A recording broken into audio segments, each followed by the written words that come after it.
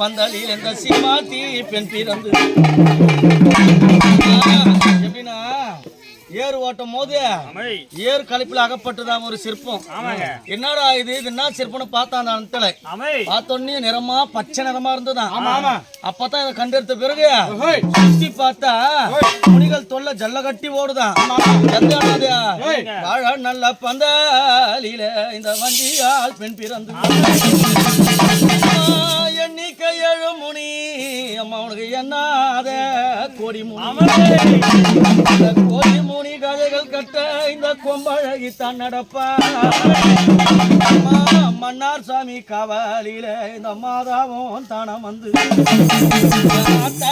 பச்சையம்மா நீ ஓடோடி வா